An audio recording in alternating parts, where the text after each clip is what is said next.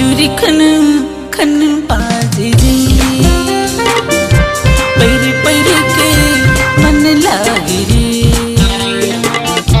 ये पैरी तोला कैसे बता, नाची कूद के मन लागे रे। चांद सही चमके बदन लागी मुला, 16 सावन घूमत फिरो ये पारा ओ पारा। ये चूरी खन खन बाजरी पैरे पैरे के मन लागे रे। ये पैरी तोला कैसे बता, नाच कूद के मन लागे रे।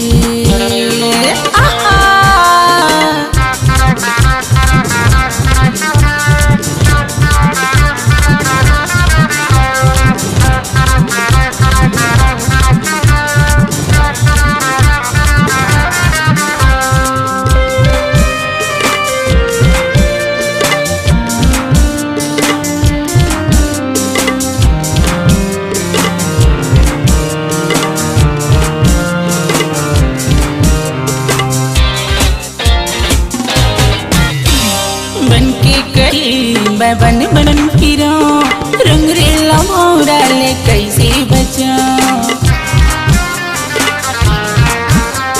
कोनो से खियाए मुल कोनो या खियाए, कैसे बताऊं महका का सोचो, कैसे बताऊं महका का सोचो। कहाँ ले जाओ कैसे लुकाओ, कहाँ ले जाओ कैसे लुकाओ। कत को घुमत है हमारा तुम्हारा एक चूरी खन खन बाजरी पैरे पैरे के मन लागे रे। ये पैरी तोला कैसे बता, नाच कूद के मन लागे रे।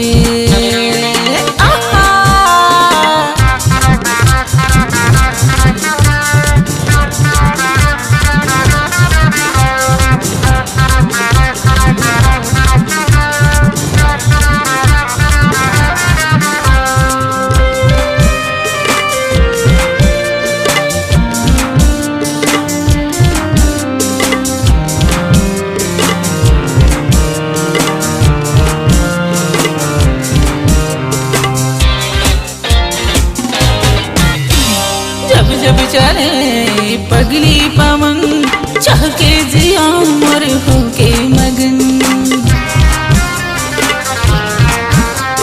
सावन में जब मोरी भीजे बदन, मन में जागे मीठी मीठी अगन, मन में जागे मीठी मीठी अगन।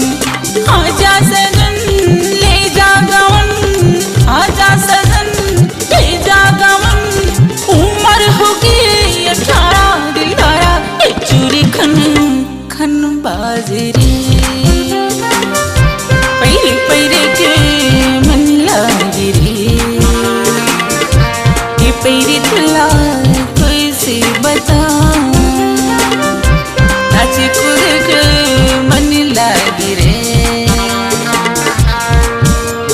चांद सही चमके बदन लागी बोला, 16 सावन घूमत फिरो ये पारा वो पारा। ये चूरी खन खन बाजरी पैरे पैरे के मन लागे रे।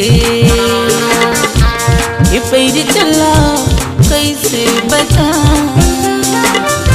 नाच कूद के मन लागे रे।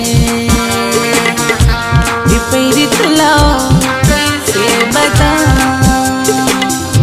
नाच कूद के मन लागे रे।